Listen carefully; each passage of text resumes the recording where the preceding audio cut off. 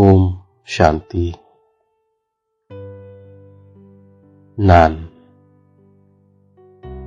சகிப்புத்தன்மையுடைய ஆத்மா. நான் ஃபரிஸ்தாவிலிருந்து தேவதையாக ஆகக்கூடிய ஆத்மா. நான் யோகம் என்ற கவசத்தை அணிந்திருக்கும் ஆத்மா. நான் ஆத்ம உணர்வில் இருப்பதற்கான பயிற்சி செய்வதால் என்னுள் தெய்வீக குணங்கள் வந்து கொண்டே இருக்கின்றன. தவறான சிந்தனைகள் நீங்கி போய்விடுகின்றன. அதனால் நான் அளவற்ற குஷியில் இருக்கின்றேன்.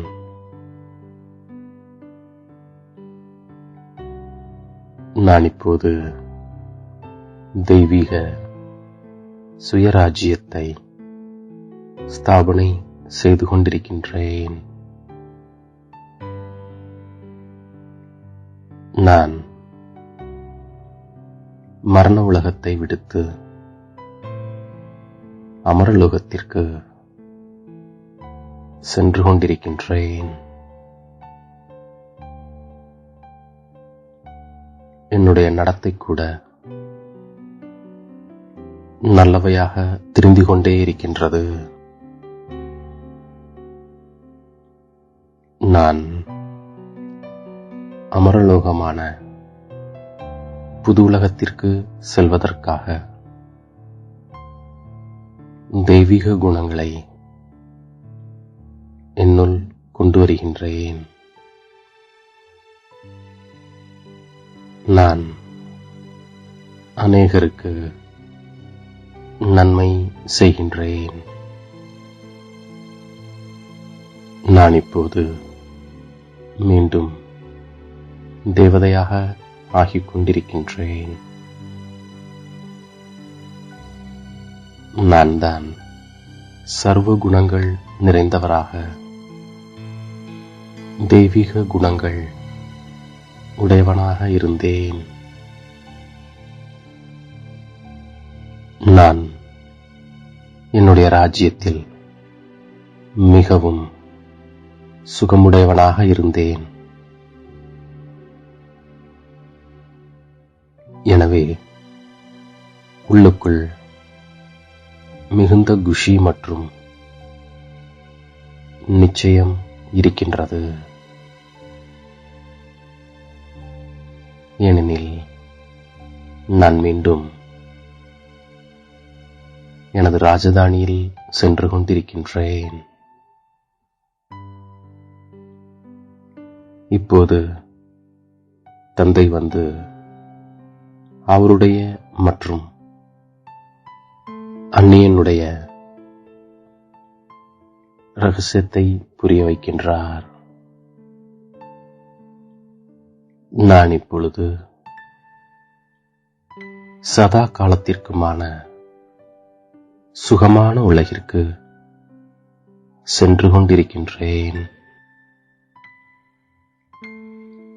இப்பொழுது எல்லையில்லாத தந்தை தெய்வீக குணங்களை எனக்கு கற்பிக்கின்றார். அதனால் நான் அளவு கடந்த குஷியில் இருக்கின்றேன். நான் எந்த அளவிற்கு ஆத்ம உணர்வுடையவனாக ஆகிக்கொண்டு செல்கின்றேனோ அந்த அளவு தெய்வீக குணங்களும் தாரணை ஆகின்றது. எனக்குள் தெய்வீக குணங்கள் இருக்கின்றதா என்று என்னை நானே சோதனை செய்கின்றேன். தந்தை சுகமளிக்கும் வள்ளலாவார். எனவே நானும் அனைவருக்கும் சுகமளிப்பதே எனது காரியமாகும். நான் யாருக்கும் துக்கம் கொடுக்காமல் இருக்கின்றேனா என்று என்னை நானே கேட்கின்றேன். மன்மனா பவா என்பதை ஒருவருக்கொருவர் நினைவூட்டுகின்றேன். கல்ப கல்பமாக தந்தை நமக்கு ஸ்ரீமத் தருகின்றார். அதன் மூலம் நாம் தெய்வீக குணங்களை தாரணை செய்கின்றோம். இது மிகப்பெரிய லாட்டரி ஆகும். இப்பொழுது முயற்சி செய்து உயர்ந்த பதவி அடைந்தோம் என்றால் ஒவ்வொரு கல்பத்திலும் நாம் அடைந்து கொண்டே இருப்போம். நான் அநேகருக்கு போய் வழி கூறுகின்றேன். நாம் விகாரங்கள் மீது வெற்றியடைவதாலேயே உலகத்தை வென்றவராக நாம் ஆகின்றோம். நாம் நமது ராஜ்யத்தை அடைந்தே தீருவோம் என்று நமக்கு 100% உறுதி இருக்கின்றது. இப்பொழுது நாம் தூய்மையாவதற்காக யோகம் செய்கின்றோம். ஆத்ம அபிமானி ஆவதால் நம் பார்வை தூய்மையான பார்வையாக ஆகிவிடுகின்றது. இந்த ஆன்மீக ஆசிரியர் கூட அதிசயமானவர் ஆவார். ஞானத்தினால் அரைக்கல்பம் பகல், பக்தியினால் அரைக்கல்பம் இரவு. நாம் யோக பலத்தாலேயே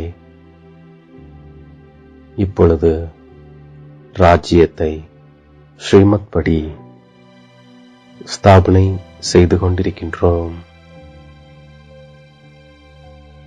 அநேகருக்கு நன்மை செய்வதற்காக எனது சொற்களை மிகவும் இனிமையானதாக ஆக்குகின்றேன்.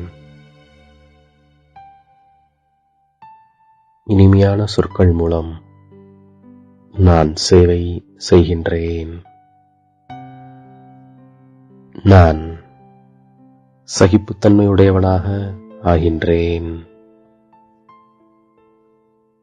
கர்மங்களின் ஆழமான விளைவை புரிந்து கொண்டு விகாரங்கள் மீது வெற்றி அடைகின்றேன். நான் உலகத்தை வென்ற தேவதையாக ஆகின்றேன்.